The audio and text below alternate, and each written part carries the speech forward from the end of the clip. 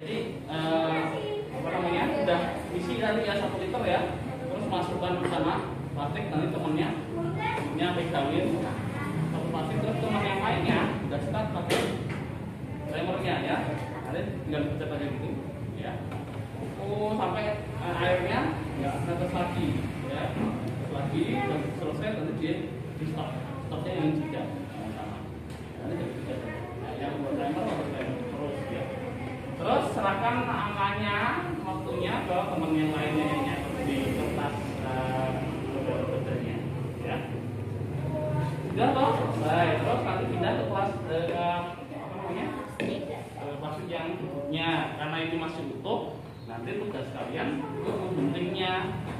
Benting bagian paling bawah ini kira-kira 1 cm gitu ya. Saja ya. Karena ukurannya akan lebih besar dibandingkan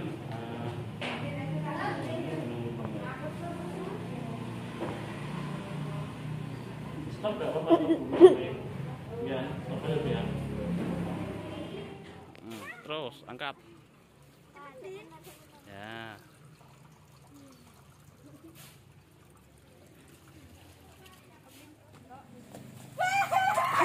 Enggak apa-apa. Ya oke, baleni minta. Timer minta kembali. Dabani.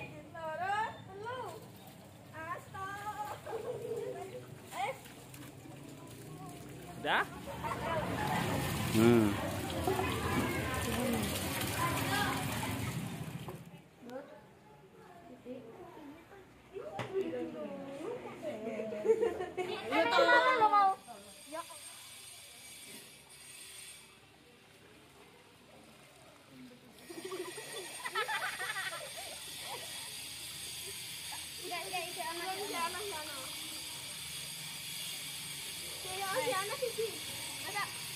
Kumpulan dari kelompokmu.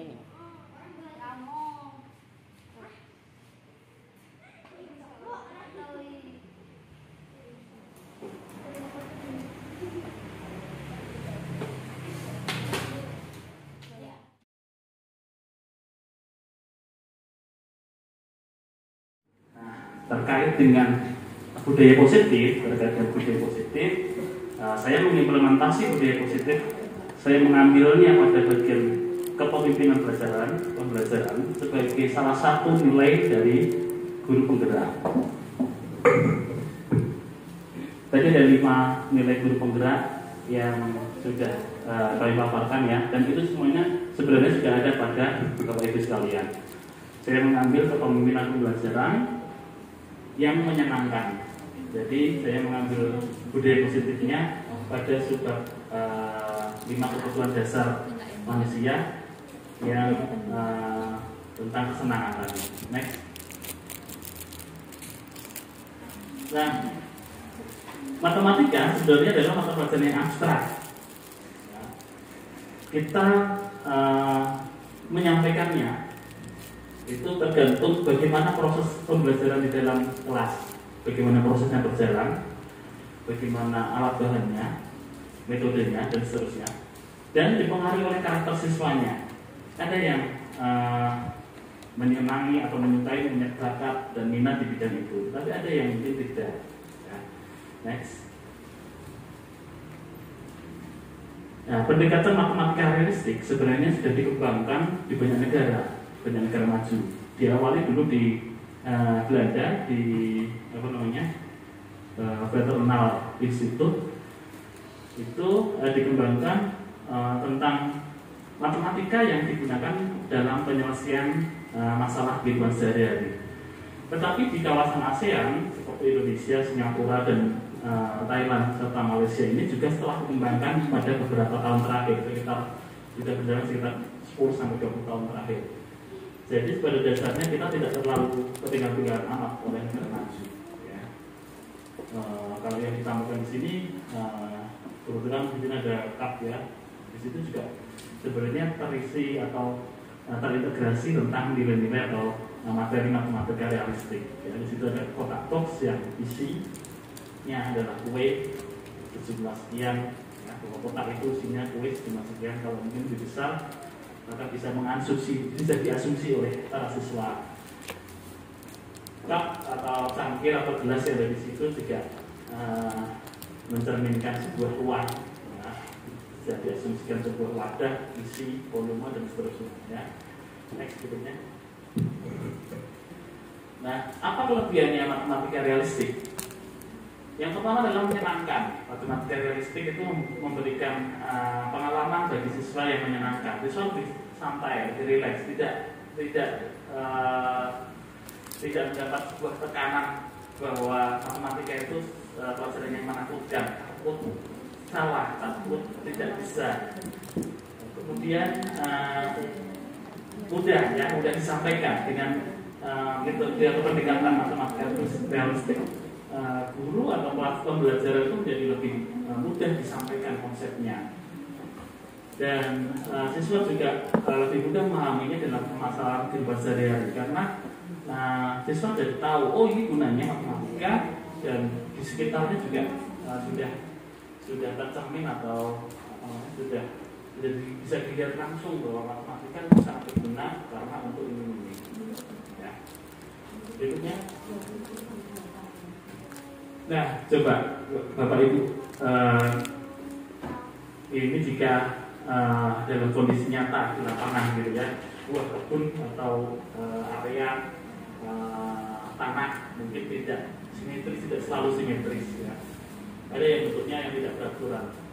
Kalau titik-titik ini adalah sebuah tanaman atau beberapa tanaman gitu ya, di antara dua kebun yang dipisahkan oleh sungai itu, kira-kira mana tanaman yang paling banyak? Atau gimana mana? Kalau saya jadi murid, saya itu titik-titik. Iya. Apakah itu salah? Cara seperti itu kan tidak kan ya? Bagaimana kemungkinan seseorang menyelesaikannya? Kemungkinan tidak efektif ya. Tetapi bagi orang dewasa, sekali lagi yang belajarkan anak-anak. Nah, ada hipotesis trajektori istilahnya ya. Jadi kita ketika berhadapan dengan anak, harapannya kita juga bisa mengetahui peluang-peluang apa yang kira-kira anak pikirkan. Bisa saja seseorang anak mengikuti satu-satu aja, Pak. Oh, aku nggak kita kebun kok, kita kebun kan sambil jalan sambil mainnya satu-satu kan bisa. Itu selesai juga. Artinya tidak salah untuk menemukan jawaban itu. Mungkin ada orang lain, anak lain yang berkembang sudah mendapatkan materi pelajaran tentang luas mungkin ya, konsep-konsep luas, sehingga dia menggunakannya konsep penghitungan luas, persegi panjang, segitiga, ya. Coba next. Nah, anak-anak yang sudah mengenal bentuk persegi panjang ya, dia akan menghitungnya dengan bentuk persegi panjang. Coba hitung panjangnya lebih luas, ya, panjang sama lebarnya itu ketemu, jumlah titiknya nanti bisa dihitung berapa. Yang persegi mungkin ya persegi atau segitiga. Di sini mungkin siswa yang tidak mendapatkan materi segitiga ya tidak mengekspresikan di situ kan. Atau bahkan timpakan aja gitu. Karena ini berupa pemetaan gambar, kemudian dia petakan, kemudian dia potong, dia petakan. Sisanya selisihnya menjadi sebuah hasil penyelesaiannya. 3 cara berbeda ya. Kan mungkin lebih dari yang terjadi mungkin ketika kita berhadapan dengan mahasiswa, mungkin kita menemukan hal yang lain yang di luar juga kita. Apakah kita tadi patut menghakimi seperti yang pasti sampaikan tadi ya di budaya positif ya, itu sangat berkaitan gitu. Tangga bambu ya, ini dulu tugasnya di sini. Salah satu tugas dulu. Ada 4 bambu utuh gitu, kalau masing-masingnya panjangnya 4 meter gitu ya. Untuk tangganya kalau kita bikin tangga, dan dibutuhkan 2,5 meter. Masing-masing anak tangganya butuh 25 cm. Kalau di sini ada 9 anak tangga, kira-kira bisa dibuat tangga utuh lebih dari 1 enggak? Terus diminta alasannya, hanya itu. Ya, jadi hanya pengasumsian. Bisa enggak? Pertanyaannya bisa dibuat atau tidak, kemudian diminta untuk menjelaskannya. Kita tidak meminta untuk menghitungnya, tetapi anak-anak pasti akan menghitungnya ya. Ya kan kita tidak mengarahkan ke sana, bisa saja anak mengasumsikan menata ya, menata sebuah kayu, potongan kayu kecil dari bambu, kemudian diasumsikan potong gitu. Oh ini nggak mungkin kalau misalnya dibuat pertanyaannya ya. Jadi mengestimasi mengajarkan mengestimasi melakukan perdugaan. Nah ini soal-soal pisah dan tis seperti kita AN kemarin ya dengan Bu Mutini ya. Soal-soal yang diberikan itu mengarahnya menuju ke sana, menuju numerasi dan literasi. Kalau satu tabung setara dengan 3 huruf, misalkan gitu ya, dengan ya B, lalu di sini satu tabung berarti ada berapa hurufnya gitu ya. Nah, sehingga di sini di timbangan C agar dia setara dengan 2 huruf dan 1 huruf dia butuh. Ini sudah dikuasai dengan anak kelas 5 kemarin. Nah, sudah dikuasai dan sangat mudah bagi anak kelas 5 ternyata. Padahal minggu yang itu sebenarnya ya. Next berikutnya. Tapi ini nanti kalau diurut lagi, diurut kita petakan bagi orang dewasa menghitungnya, nanti ke mata pelajaran tentang aritmatika di semacam MX plus C. Kita mengajarkannya selalu di situ. Ketika menjadi guru kelas 5, 4, 5, 6 biasanya mengarahkan di situ. Dan kita selalu punya masalah di situ. Wah, iso-iso, bocah kayak gitu sih, iso-iso. Ya karena kita sebenarnya sudah menyadari bahwa tahap operasional konkretnya masih ada di situ ya di usia SD ini. Sementara materi itu ada di wilayah di atasnya dan kita sudah mendapatkan itu jauh lebih lama. Otomatis ya kalau kita lebih canggih, lebih pasti ya wajar kan. Kalau anak-anak membayangkannya kan sulit ya. Itu matematika realistik ya. Hidupnya. Nah, penerapannya di dalam guru penggerak ini saya mengambilnya dalam kepemimpinan belajar ya, nilai-nilai kepemimpinan belajar dan kebutuhan. Bidang belajar itu menghubungkan kebutuhan akan kesenangan dengan belajar. Bahwa semua hewan dan yang intelijensinya tinggi seperti lumba-lumba, primata, itu juga mereka bermain. Mereka melakukan permainan ketika dalam kehidupannya juga bermain dengan ketika pun induknya pun juga bermain dengan anaknya, ya, mengajarkan bermain, mengajarkan permainan psikomotorik gitu ya. Dan saat bermain mereka itu juga mempelajari terapan hidup. Manusia itu juga sebenarnya tidak beda seperti itu. Karena di dalam sains biologi manusia itu juga homo sapiens sebagian dari animalia. Berikutnya. Nah, tadi yang saya ambil dari yang disampaikan Bu Hansi tentang budaya positif. Tentang guru penggerak. Nah, pada subbab yang kedua ini untuk mencapai target yang akan dilalui oleh guru penggerak itu kami perlu mengunggah kembali tentang nilai-nilai guru penggerak dan perannya. Nah, pada nilai-nilai guru penggerak ini sebenarnya itu sama. Apa yang sudah ada di Bapak Ibu itu sudah ada di dalam daftar yang ada di yang ditampilkan di sini ya. Jadi nilai-nilai guru penggerak itu ya nilai-nilai guru yang sebenarnya sudah ada. Nilai-nilai guru ini digunakan untuk modal ke depan agar guru dapat berperan untuk menggerakkan ini karena guru penggerak yang perannya nanti akan sebagai guru penggerak. Apa saja nilai-nilai yang perlu kita punyai oleh guru? Yang pertama adalah pemimpin pembelajaran. Jadi di sini nilai yang pertama adalah kepemimpinan pembelajaran. Guru mampu untuk menjadi pemimpin pembelajaran di kelasnya. Kemudian mampu menjadi coach rekan lainnya. Ya, kita belajar bersama. Ada yang tidak tahu, mungkin ada yang tanya teman-temannya di satu komunitas ya, di sekolah atau di komunitas kaki. Kemudian menggerakkan komunitas, ya, menggerakkan komunitas. Hari ini kita sudah melakukan ini, menggerakkan komunitas. Bukan saya dan Bu Fajri yang menggerakkan, tapi Bapak Ibu juga ya sebagai subjeknya dari kegiatan ini. Bapak Ibu guru sudah melakukan ini. Menjadi coach rekan lainnya, kita selalu tanya apa yang kita tidak tahu antar bersama rekan guru ya, karena pengalaman kita berbeda masing-masing.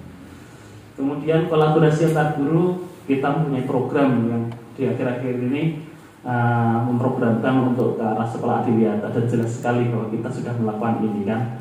Jadi Bapak Ibu guru sekalian itu sebenarnya sudah mempunyai nilai-nilai guru penggerak ini, dan Bapak Ibu guru semua ini juga merupakan guru penggerak. Kemudian mewujudkan kepemimpinan murid di dalam kelas pasti juga sudah mengkoordinasikan. Ayo nak, pimpin salah satunya berdoa. Kalau tidak mau kita melatihnya dengan penjadwalan, ya mungkin giliran absen urut absen atau lagi perawan atau seperti yang lainnya gitu ya. Nah, kelima nilai ini dibutuhkan untuk seorang guru menjadi berperan di dalam sekolahnya atau di dalam lingkungannya untuk menggerakkan komunitas di lingkungannya ya, di sekolahnya. Apa peran guru penggeraknya? Apa perannya? Perannya ini sangat terkait karena dia mampu untuk mempunyai nilai-nilai berkolaborasi antar guru, maka guru itu akan bersifat kolaboratif. Kemudian komunikatif ya, karena mampu untuk berkomunikasi dengan komunitas. Kemudian karena dia sebagai pemimpin pembelajaran, maka dia berpihak pada anak. Kemudian dia harus selalu mau untuk berinovasi, dan hal yang terakhir adalah yang sifatnya reflektif. Seseorang guru pasti berperan untuk merefleksikan apa yang setiap sehari dalam setiap harinya, apa yang sudah dia lakukan, apa yang sudah dicapainya, dan apa yang perlu dievaluasi. Berikutnya. Nah, berangkat dari modal di awal tadi yang disampaikan oleh Ki Hajar Dewantara bahwa setiap diri seseorang itu sudah dibekali kodrat alam dan kodrat zamannya. Nah, tentunya untuk membawa seseorang atau siswa kita itu menuju ke cita-cita tujuan pendidikan tadi perlu diarahkan oleh seorang guru yang dari modal nilai-nilai yang ada di dalam dirinya. Kemudian nilai-nilai tersebut menjadi modal dasar untuk seorang guru mengekspresikan sebagai perannya sebagai guru. Kemudian untuk apa? Tujuannya adalah untuk membangun manusia yang selamat dan bahagia. Jadi dari sini kita tidak muncul bahwa kita harus mempunyai target kognitif sekian-sekian gitu ya, sehingga dikembalikan kembali ke tujuan awal dari konsep dari Ki Hajar Dewantara. Kemudian apa yang perlu strategi yang perlu dilakukan untuk mewujudkan ini, untuk mewujudkan cita-cita dari siswa-siswa kita? Yang pertama, kita sebagai guru dengan modal dasar nilai dan melaksanakan peran tadi, kita harus mau belajar. Seperti kita menasihatkan kepada siswa kita bahwa siswa kita diminta untuk selalu mau belajar, termotivasi untuk belajar, maka diri kita juga seyogyanya mau untuk selalu belajar. Belajar apa? Belajar apa saja tentunya.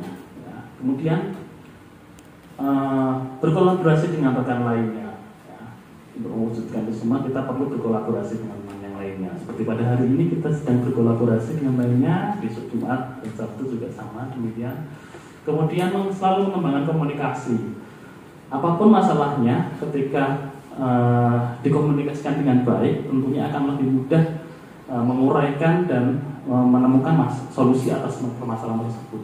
Ya. Jadi setiap momen, setiap kejadian atau peristiwa sebaiknya kita komunikasikan. Nah, ini adalah contoh strategi dari yang bisa kita lakukan. Berikutnya, nah nanti apa capaiannya yang akan dituju?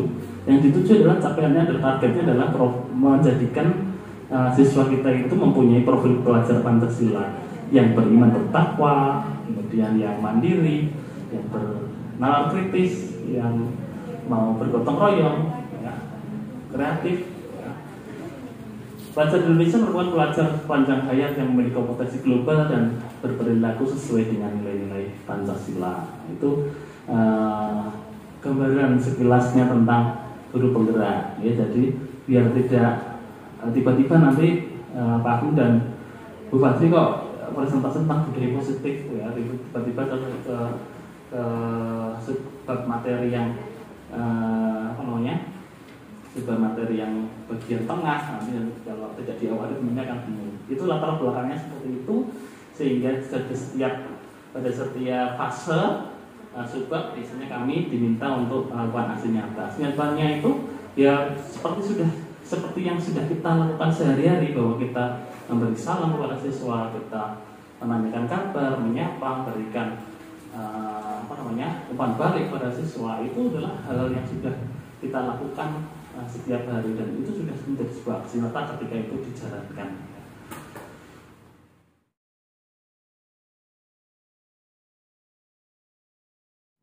Nah, terkait dengan budaya positif, saya mengimplementasi budaya positif. Saya mengambilnya pada bagian kepemimpinan pembelajaran sebagai salah satu nilai dari guru penggerak. Tadi ada 5 nilai guru penggerak yang sudah kami paparkan ya, dan itu semuanya sebenarnya sudah ada pada Bapak Ibu sekalian. Saya mengambil kepemimpinan pembelajaran yang menyenangkan. Jadi saya mengambil budaya positifnya pada subbab 5 kebutuhan dasar manusia yang tentang kesenangan tadi. Next. Nah, matematika sebenarnya adalah mata pelajaran yang abstrak. Kita menyampaikannya itu tergantung bagaimana proses pembelajaran di dalam kelas, bagaimana prosesnya berjalan, bagaimana alat bahannya, metodenya, dan seterusnya, dan dipengaruhi oleh karakter siswanya.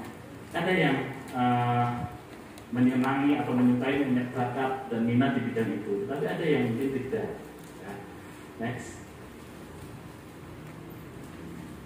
Nah, pendekatan matematika realistik sebenarnya sudah dikembangkan di banyak negara maju.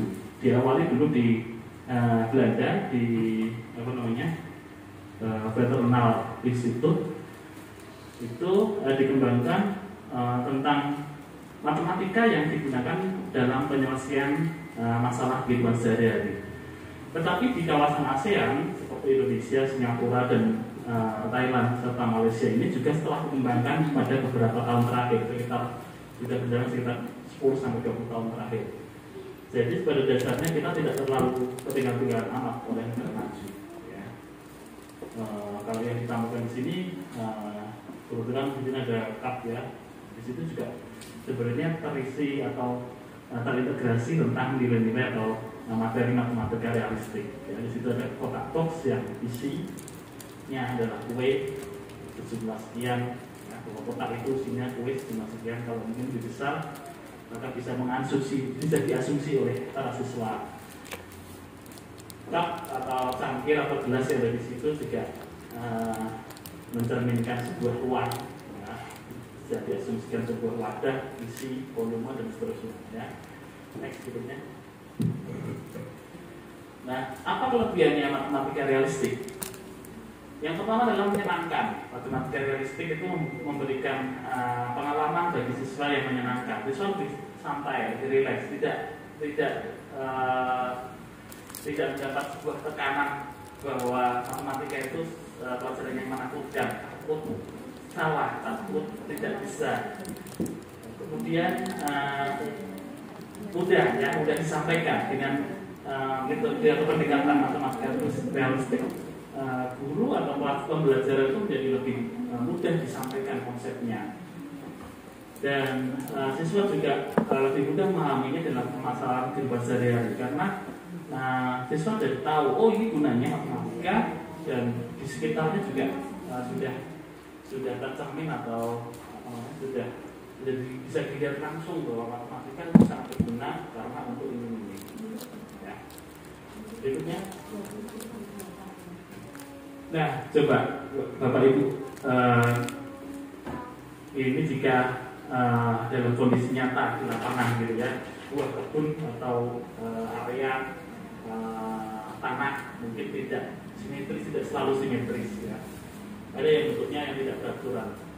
Kalau titik-titik ini adalah sebuah tanaman atau beberapa tanaman gitu ya, di antara dua kebun yang dipisahkan oleh sungai itu, kira-kira mana tanaman yang paling banyak? Atau gimana mana? Kalau saya jadi murid saya itu titik-titik. Iya. Apakah itu salah? Salah seperti itu kan tidak kan ya? Bagaimana kemungkinan seseorang menyelesaikannya? Kemungkinan tidak efektif ya. Tetapi bagi orang dewasa, sekali lagi yang belajarkan anak-anak. Nah, ada hipotesis trajektori istilahnya ya. Jadi kita ketika berhadapan dengan anak, harapannya kita juga bisa mengetahui peluang-peluang apa yang kira-kira anak pikirkan. Bisa saja seseorang anak mengikuti satu-satu aja, mau aku nggak kita kebun kok, kita kebun kan sambil jalan sambil mainnya satu kan bisa, itu selesai juga. Artinya tidak salah untuk menemukan jawaban itu. Mungkin ada orang lain anak lain yang berkembang sudah mendapatkan materi pelajaran tentang luas mungkin ya, konsep luas, sehingga dia menggunakannya konsep penghitungan luas persegi panjang, segitiga ya. Coba next. Nah, anak-anak yang sudah mengenal bentuk persegi panjang ya, dia akan menghitungnya dengan bentuk persegi panjang. Coba hitung panjangnya luas ya, panjang sama lebarnya itu ketemu, jumlah titiknya nanti jadi berapa. Yang persegi mungkin ya persegi atau segitiga. Kalau di sini mungkin yang siswa yang tidak dalam materi segitiga ya tidak mengekspresikan di situ kan. Atau bahkan timpakan aja gitu. Karena ini berupa pemetaan gambar, kemudian dipetakan, kemudian dipotong, dia petakan. Sisanya selisihnya menjadi sebuah hasil penyelesaiannya. 3 cara berbeda ya. Kan mungkin lebih dari yang terjadi mungkin ketika kita berhadapan dengan mahasiswa, mungkin kita menemukan hal yang lain yang juga kita. Apakah kita tadi patut menghakimi seperti yang pasti sampaikan tadi ya, di budaya positif ya, itu sangat berkaitan gitu. Tangga bangku ya, ini dulu tugasnya di sini. Salah satu tugas dulu. Ada 4 bambu utuh gitu, kalau masing-masingnya panjangnya 4 meter gitu ya. Untuk tangganya kalau kita bikin tangga, dan dibutuhkan 2,5 meter. Masing-masing anak tangganya butuh 25 cm. Kalau di sini ada 9 anak tangga, kira-kira bisa dibuat tangga utuh lebih dari 1 enggak? Terus diminta alasannya, hanya itu. Ya. Jadi hanya pengasumsian. Nah, bisa enggak? Pertanyaannya bisa dibuat atau tidak? Kemudian diminta untuk menjelaskannya. Kita tidak meminta untuk menghitungnya, tetapi anak-anak pasti akan menghitungnya kan? Ya kan? Kita tidak mengarahkan untuk kesana, bisa saja anak mengasumsikan menata ya, sebuah kayu, potongan kayu tersebut dari bambu, kemudian diasumsikan potong gitu. Oh, ini nggak mungkin kalau misalnya dibuat. Pertanyaannya itu. Jadi mengestimasi, mengajarkan estimasi, melakukan perkiraan. Ini soal-soal pisah dan things seperti kita AN kemarin ya dengan Bu Mutini ya. Soal-soal yang diberikan itu mengarahnya menuju ke sana, menuju numerasi dan literasi. Kalau satu tabung setara dengan 3 jeruk gitu ya, dengan yang B, lalu di sini satu tabung berarti ada berapa jeruknya gitu ya. Nah, sehingga di sini dihitungan C agar dia setara dengan 2 tabung dan 1 jeruk dia butuh. Ini sudah dikuasai dengan anak kelas 5 kemarin. Nah, sudah dikuasai dan sangat mudah bagi anak kelas 5 bayarlah. Padahal minggu yang putih sebenarnya. Next berikutnya. Tapi ini nanti kalau diurut lagi kita petakan bagi orang dewasa menghitungnya, nanti ke mata pelajaran tentang aritmatika di sama dengan MX plus C. Kita mengajarkannya selalu di situ. Ketika menjadi guru kelas 5, 4, 5, 6 biasanya mengarahkan di situ. Dan kita selalu punya masalah di situ. Oh, iso-iso, bocah kayak rumus ini iso-iso. Ya karena apa namanya? Kita sebenarnya sudah menyadari bahwa tahap apa namanya operasional konkretnya masih ada di situ ya di usia SD ini. Sementara materi itu ada di wilayah di atasnya dan kita sudah mendapatkan itu jauh lebih lama. Otomatis ya kalau kita lebih canggih, lebih pasti ya wajar kan. Kalau anak-anak membayangkannya kan sulit ya. Itu matematika realistik ya. Berikutnya.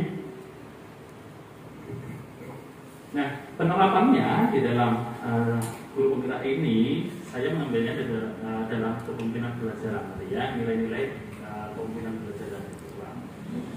Bidang belajar itu menghubungkan kebutuhan akan kesenangan dengan belajar. Bahwa semua hewan dan yang intelijensinya tinggi seperti lumba-lumba, primata, itu juga mereka bermain.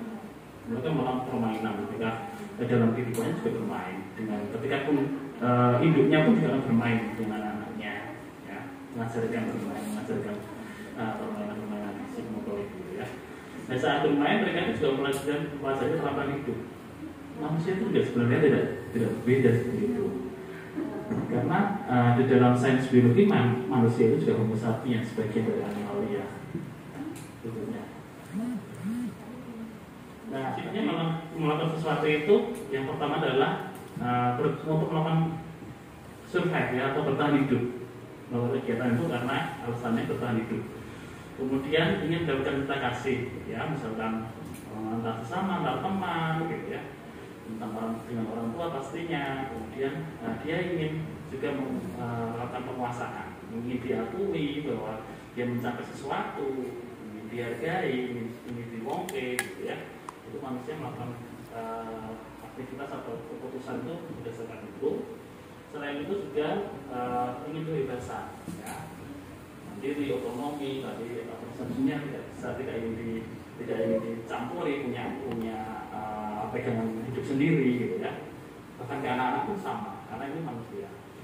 Nah, aksi nyata yang saya lakukan melalui matematika logistik dan 5 kebutuhan dasar manusia dalam budaya itu adalah saya menanggung bagian kesenangan. Apa yang diambil di sana? Yaitu pembelajaran yang menyenangkan. Berikutnya.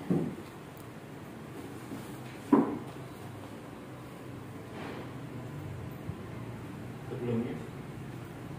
Nah ini yang saya lakukan adalah pembelajaran yang berpusat pada murid yang siswanya aktif dan menyenangkan.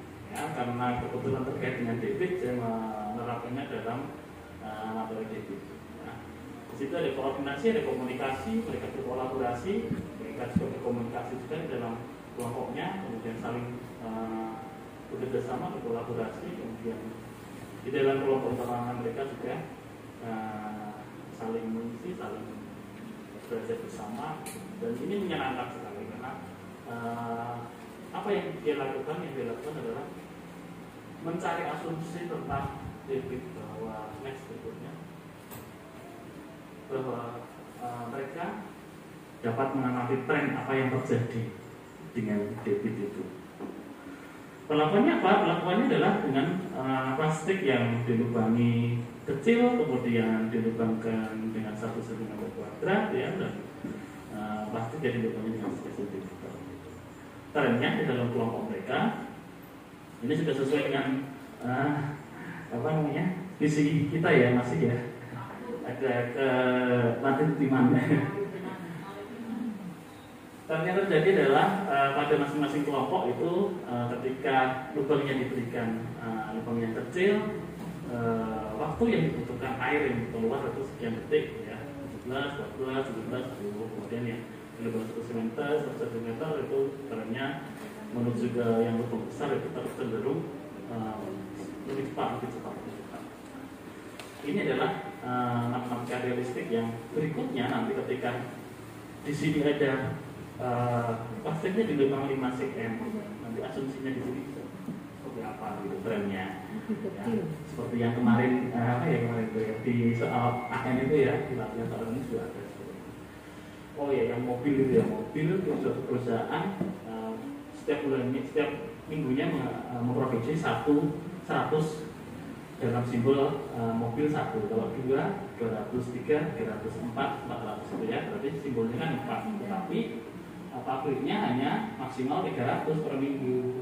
Apakah di minggu 4 perusahaannya sanggup? Ya. Nah, itu di situ memainkan tren ini, matematika realistik. Berikutnya.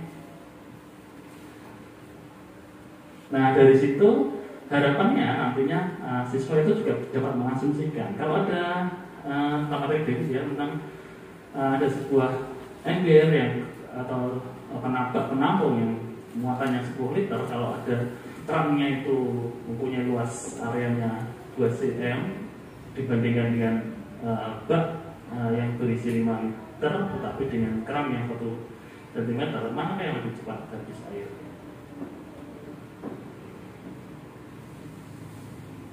Mana kira-kira? Itu sama nggak? Itu Pertanyaannya kan mana yang lebih cepat kan gitu. Karena tadi kan dan trennya tadi kan kalau semakin besar kan tadi semakin cepat ya. Oke, di sini ada main di volumenya. Nah dari situ ya otomatis kan siswa akan melakukan diskusi atau berpikir untuk lebih aktif. Ya. Itu mungkin next berikutnya kayaknya terakhir deh. Ya demikian. Kemudian yang bisa saya sampaikan ini terkait dengan tugas budaya positif dan sekaligus saya integrasikan dengan matematika realistik. Saya tidak pintar matematika asli sebenarnya karena ya bisa ya. Akhirnya jadi kita aja bulan. Bapak Ibu masih banyak sekali kesempatan untuk mengikutinya. Bu Wei, saya mengikuti jejak Bu Mei dan suami itu di sini itu. Jadi masih punya sekitar berapa kali ya kalau Bapak Ibu ya, sekitar 30 kali ya kesempatan Bapak Ibu. Guru yang lainnya mungkin ada yang rentangnya 5 sampai 15 kali untuk mencoba untuk mengikuti pelatihan yang diadakan oleh Xiaomi ini. Kemudian kenapa 10 kali, 50 kali? Nah, kalau setiap tahun hanya 1 kali, setiap tahun sekali ya mungkin. Regular course-nya yang matematika realistik kan hanya 1 kali. Oleh karena itu, Bapak Ibu guru ini tidak terpaku pada guru PNS ataupun guru yayasan. Guru honorer itu banyak yang mengikuti ini. Kemudian masih panjang, kalau yang panjang setiap tahun sekali berarti masih punya kesempatan. Tetapi di sana juga tidak simpel untuk masuk lolos di dalam pelatihan ini, jadi harus ada screeningnya. Gitu ya, jadi tetap bergerak untuk mengembangkan diri. Jadi sebenarnya ada tadi ada bagian dari menggerakkan komunitas sebenarnya di bagian nilai guru ya di situ, dan kita sedang menggerakkan itu. Sudah ada komunitas praktisi kecil ya yang saya pribadi untuk menggerakkan setelah ini kemarin berkonsultasi dengan Bu Ponira. Apa yang bisa kita gerakkan gitu ya, yang kira-kira bisa digerakkan tetapi tanpa mengganggu komunitas besarnya gitu. Saya berfokus pada pergerakan pengembangan diri, tidak seluruhnya, belum seluruhnya masuk di situ. Tapi bagi yang berminat silakan join ke grupnya itu, isinya ya informasi tentang pengembangan diri. Nantinya tentunya kita akan butuh untuk kesana bukan hanya untuk sekedar mencari kertasnya, tetapi penerapan ilmu dan untuk kemajuan pendidikan kita di SD Moto secara khusus ya selalu di Indonesia dan regional ASEAN. Demikian mungkin yang bisa saya sampaikan. Terima kasih. Dilanjut saya juga di balik itu ya. Demikian, kurang lebihnya mohon maaf. Wassalamualaikum warahmatullahi wabarakatuh. Waalaikumsalam.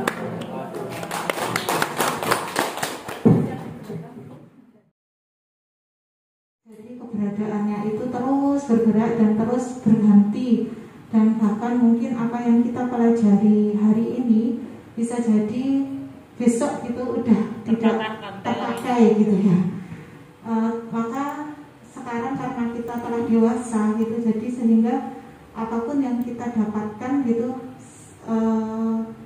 kita sambil menelaah gitu, menganalisis apakah ini telah benar gitu. Tadi agak diskusi sama Bu Panira juga nih. Jadi tentang yang penghargaan gitu ya, tentang yang penghargaan. Saya jadi teringat dengan teori motivasi itu kan ada dua ya, motivasi intrinsik dan motivasi ekstrinsik gitu. Nah, kemudian ketika seorang anak gitu dalam posisi kurang termotivasi, maka kita dapat memberikan sentuhan itu baik secara intrinsik maupun secara ekstrinsik gitu ya. Kemudian itu dari sisi motivasi gitu ya. Kemudian di sisi yang lain gitu, mungkin karena kita insya Allah muslim semua gitu ya, dan ketika dulu gitu ya pada saat kuliah gitu sering dulu kalau diajarkannya begini, ya istilahnya didoktrin ya, karena kebetulan saya itu orangnya tuh seneng arsip gitu, ngasih soal kadang sesuatu yang sudah lama sekali itu kok kadang buka-buka ketemu lagi gitu ya. Jadi ketika dulu kuliah itu didoktrin bahwasanya kita itu tidak boleh mengatakan tidak gitu. Itu salah satu contoh, ini hanya salah satu contoh. Tidak boleh mengatakan tidak gitu. Dalam artian begini, lebih baik dengan kata positif, misalnya jangan terlambat itu salah katanya kalau dulu, tidak itu jangan, itu tidak boleh. Jadi kamu lebih baik berangkat tepat waktu gitu. Nah itu. Nah ternyata setelah ditelaah di dalam Al-Quran justru jangan itu banyak gitu ya, disebutkan beberapa kali. Itu dalam artian bahwasanya ilmu pengetahuan dunia yang kita peroleh itu tidak terus kita serap mentah gitu ya, mentah gitu. Nah kemudian kaitannya dengan penghargaan tadi, jadi saya kemarin sebenarnya Bu Pasi sudah sering ya memberikan hasil dari praktek guru penggerak itu di dalam kantor gitu ya, sering berdiskusi gitu. Saya langsung mencari sumber. Jadi memang apa yang kita peroleh itu harus kita telaah gitu ya. Jadi di zaman Rasulullah gitu ya, ketika ada perang itu Rasulullah kemudian ya mungkin pada saat break ya, ada istirahat atau apa gitu ya, itu memberikan pertanyaan kepada sahabatnya gitu ya, siapa yang dapat menjawab pertanyaan akan saya kasih hadiah ibaratnya gitu. Rasulullah melakukan itu gitu ya, dan apa yang kita lakukan seyogianya itu juga mengacu ke teladan Rasulullah gitu ya. Rasulullah juga melakukan memberikan hadiah untuk memberikan motivasi gitu ya. Mungkin ada kelesuan atau apa gitu ya. Terus tadi saya juga berpikir bagaimana jika kelas ini ada kelesuhan gitu, karena kita nggak mungkin ya dalam 1 tahun atau 1 semester kita tuh dalam posisi prima semangat baik guru maupun murid gitu ya. Saya yakin tidak gitu ya. Ada suatu posisi gitu ya, kita itu lelah, kurang bersemangat, dan kita butuh suntikan motivasi. Itu mungkin dari kita, atau mungkin yang terjadi pada murid pada saat yang itu juga terjadi kelesuhan gitu. Karena lesu gitu, maka kita butuh memberikan motivasi gitu. Nah, ketika kita menarik tadi ya, mungkin bisa boleh ya, kita nggak sepakat itu sebenarnya boleh, karena dalam ilmu pengetahuan itu kan sifatnya dinamis dan itu hasil bisa kita telaah, kita diskusikan kembali, kita harusnya di posisi mana dengan teori ini gitu. Nah, ketika kemudian ya mungkin ini jadi pembanding nanti ya, atau tidak dipakai juga tidak apa-apa gitu ya. Jadi ketika mungkin kalau pendapat saya gitu ya, tidak kemudian kita menghilangkan sama sekali bentuk penghargaan gitu, karena dan kita tinggal menganalisis kebutuhan saja, intinya gitu. Jadi analisis kebutuhan. Nah, ketika kelas itu memang membutuhkan suatu suntikan, entah itu motivasi intrinsik maupun ekstrinsik, sepertinya masih dibutuhkan gitu penghargaan itu ya. Atau entah itu dalam wujud kalau sekarang zamannya digital atau kalau kita ketemu langsung ajukan jempol atau apa, itu saya rasa masih perlu gitu.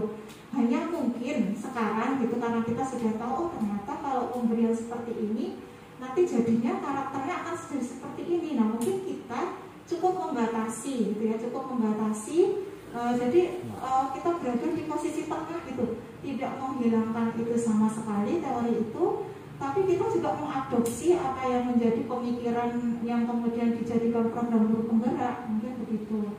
Itu untuk yang tadi ya penghargaan.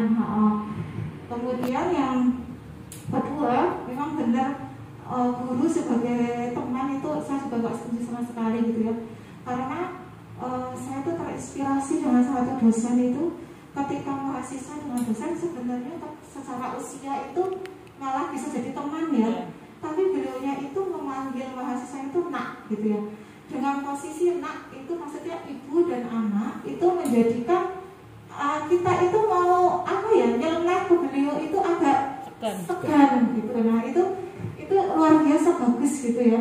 Nah sekarang karena kebablasan terkadang kita nyebut murid kita guys, bro gitu ya, karena saking kebablasannya kita gitu ya, dan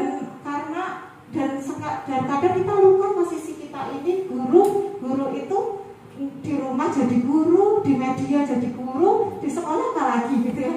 Dan ketika kita membuat sesuatu entah itu di media itu menyebut murid kita ya seyogyanya tidak dengan sebutan yang menyamakan sebagai teman gitu. Mungkin kalau ini antara kita saya menyebut bupati ya saya, ya bro gitu karena antara kita gitu ya gitu. Tapi ketika kita sudah ada murid gitu ya, memang seyogyanya kita itu memposisikan sebagai ibu dan Pak Agung sebagai bapak gitu, supaya apa ya, lingkungan sekolah itu ada sosok ibu, ada sosok bapak gitu. Nah jadi mungkin saya setuju sekali tadi yang dengan memanggil pun itu penting gitu, panggilan. Terus yang kedua dengan bahasa.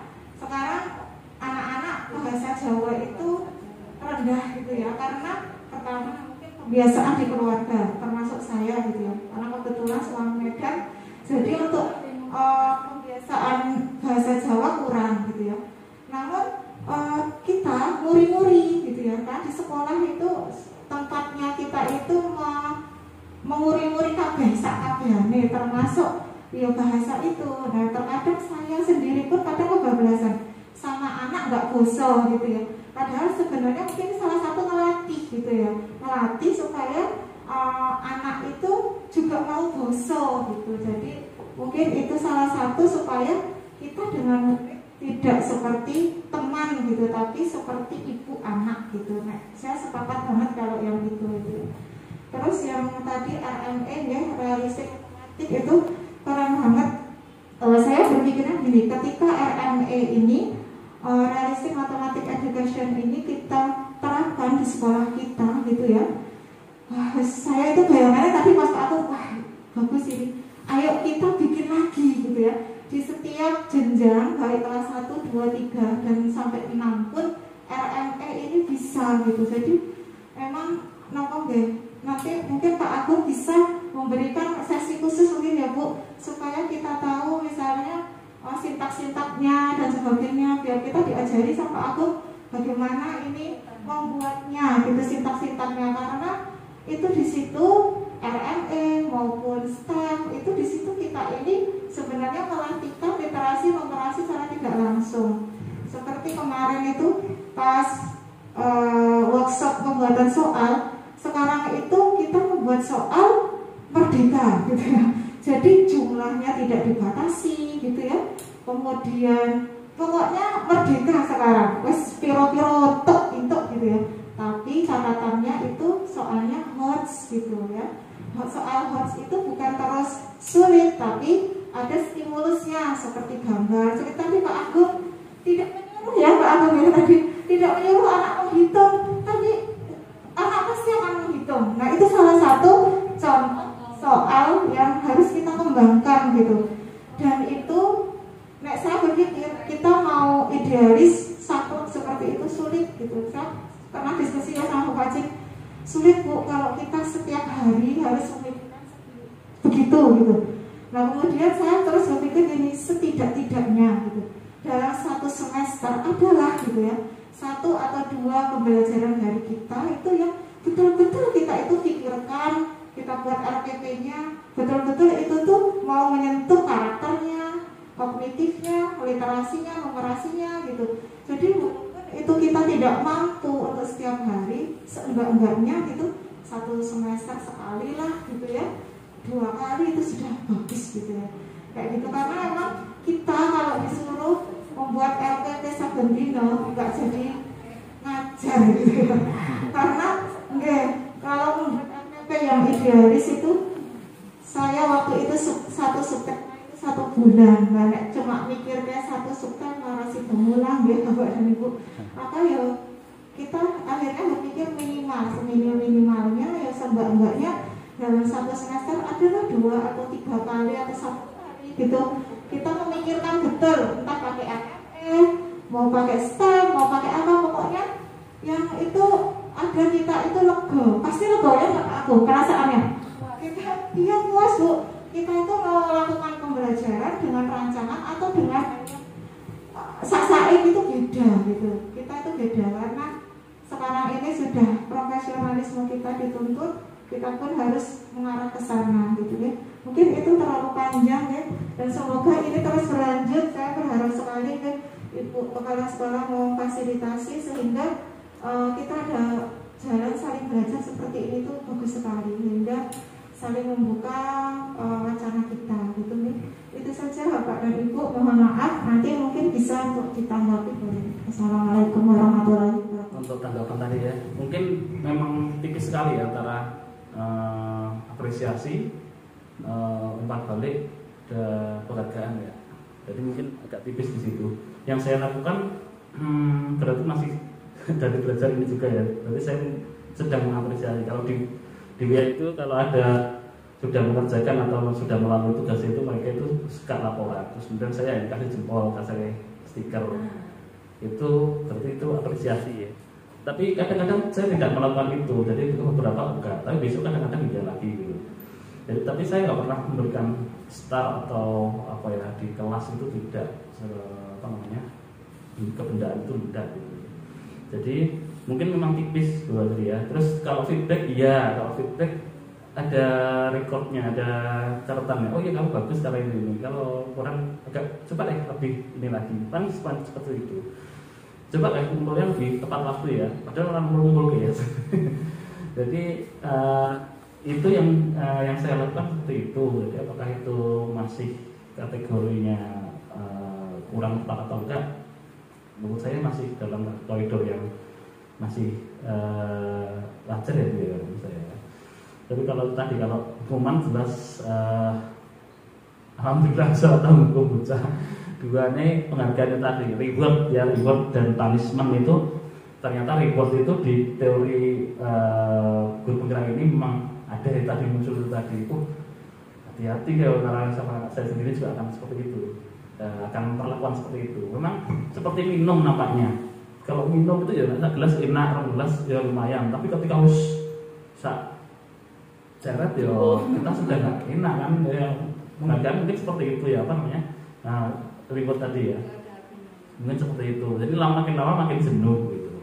Ada kejenuhan sehingga perilakunya menjadi ya jenuh juga kan, malas juga mau melakukan itu. Terus reward itu openg kok apa-apa. Itu kan saya tahu garap akhirnya minder. Aku orang tahu untuk reward gitu kan. Jadinya seperti itu. Mungkin saya setuju dengan Bu Mei tadi. Ya kita adopsi ya, tidak hilangkan seluruhnya, tidak delete semuanya, tapi kita juga yang kiranya masih bisa kita pakai kalau sudah mulai titik jenuh ya kita apa namanya kita hentikan gitu ya. Jadi biar tidak apa namanya masuk ke apa namanya titik jenuhnya. Kemudian terkait dengan revisi tadi, saya kebetulan tidak, saya ikut pelatihan itu juga sudah apa namanya dari awal itu sudah tidak pede karena satu kendala bahasa, dua saya itu juga tidak menyukai mata pelajaran matematika. Saya juga bisa matematika di dalam kita juga saya juga dengan komite juga saya itu matematika itu bukan favorit saya gitu. Saya itu nggak favorit gitu. Cuman saya mengikut ini kenapa? Karena ada rasa tanggung jawab terhadap profesi kita sebagai guru. Tadi disampaikan bahwa kita tuh di sini jadi guru, di WA, di media jadi guru, kemudian di rumah juga jadi guru, terus lagi di kampus juga jadi guru. Jadi wah jadinya bebannya itu makin besar gitu ya. Sehingga ya orang iso ya, tapi ya akhirnya karena punya rasa tanggung jawab itu ya maunya akhirnya ya ikut-ikutan aja lah gitu, ikut-ikutan aja. Jadi kalau diminta tolong buat sing bener sing macam-macam seperti biasa, saya di situ juga belajar juga, sebenarnya masih belajar juga. Dan bapak itu saya yakin juga pernah mengalami juga, teman-teman juga pernah mengalami sendiri juga di kehidupan sehari-hari, bahkan mungkin lebih implementatif lagi di rumah di sekitar kita saat bikin tanam atau apa gitu ya. Itu kemudian tidak ada RPP khusus di matematika realistik ya, semuanya menyesuaikan apa yang dibutuhkan gitu. Kalau nggak dibutuhkan matematika realistik nggak efektif ya tidak harus dipaksakan dulu gitu. KPK RPP agak sulit itu di matematika realistik ya, tapi tidak menutup kemungkinan itu bisa. Kemudian RPP terkait nanti kita sedang masuk dalam taraf pembelajaran diferensiasi di pertemuan tatap muka yang lalu dengan Bu Konira di posting satunya di Rohan itu ya, itu juga sedikit disinggung pembelajaran diferensiasi. Sama di pembelajaran diferensiasi juga tidak ada RPP khusus, tidak ada, hanya melibatkan konten yang mengadopsi pembelajarannya itu diferensiasi dari karakter masing-masing siswa. Tadi seperti yang diungkapkan di depan, kita itu manusia itu sudah sejak lahir atau sudah dibekali dengan kodrat alam dan kodrat zamannya. Nah dulu ada Pak Ustadz yang menyampaikan bahwa mengajari siswa itu ya sesuai dengan zamannya, jangan disesuaikan dengan zamannya kita Bapak Ibu dulu. Tapi seperti itulah gadoannya itu seperti itu, sehingga kita tidak terlalu berkhawatir banget kalau siswa itu tidak mencapai kompetensi pada tahap ini gitu. Mungkin dia akan mencapai, tapi tidak saat ini, mungkin besok usahanya. Sehingga kita bisa mengadopsinya dengan pembelajarannya diferensiasi. Pendekatannya salah satunya realistik misalkan tadi ya, pembelajarannya dengan praktek langsung eksperimental atau studi lapangan langsung ke pasar atau mana gitu. Mungkin belum juga untuk masuk ke dalam konsep dan dirinya, nggak apa-apa. Yang penting sudah metodenya sudah berbagai cara, kemudian sampai ke penelitiannya pun juga berdiferensiasi juga ya. Anak yang tidak bisa uraian ya sebaiknya ya dicoba benar ganda semua. Seperti Novan tempat saya itu, kalau uraian itu plus sama saya kosong. Alhamdulillah AM itu kemarin itu cuma titik-titiknya tuh nggak terlalu banyak, isian uraiannya nggak ada. Jadi isi soal lanjut dicek itu saya kecekan semuanya. Berarti si anak ini kan miseni pas waktu isian pendek gitu ya. Karena di latihan ini isian panjang menjelaskan ya hasilnya piro gitu, buatku dikurangi terus ditambah ini. Kalau itu kan khawatir banget kan sebagai gurunya kan saya. Tapi akhirnya ya bisa diredam karena tadi setiap anak punya kodrat zamannya masing-masing. Dia akan hadir kodrat zamannya pada masa kesekian namanya. Ya, jadi saya nggak terlalu khawatir amat gitu. Tur cuma satu gitu ya. Misi kok itu orang signifikan. Gitu. Yang penting kita sampaikannya sama. Terus dicoba ketika penilaian juga seperti itu. Karena dia nggak favorit di ulangan, diubah saya ubah. Hanya dia yang bilang ganda gitu. Akhirnya kejawab KB kok. Terus sekalian wali saya asesmen juga.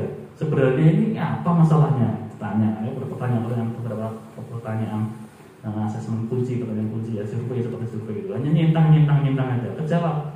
Tapi ketika dia suruh mengekspresikan menggunakan 3 isian titik sudah berhenti. Tapi isiannya itu sebenarnya bukan pertanyaan titik kuncinya mau centang oke ya. Aku hanya ngecek aja betul nggak terus sebenarnya memang dia tidak mengisi. Ya betul ya udah. Apakah ada masalah di keluarganya? Tidak ada. Memang tidak ada faktornya seperti itu. Sementara itu yang bisa saya sampaikan.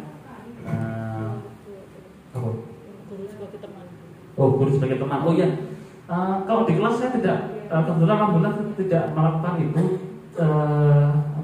Melakukan itunya itu hanya momen tertentu toh. Jadi dengan kelas itu dengan anak-anak, apa kabar anak-anak, di WA pun sama, di pembelajaran kita juga saya anak super gitu. Saya bahkan menyebutnya anak super gitu. Bahkan karena kami di RMI kemarin bahkan disebutnya hello superheroes gitu.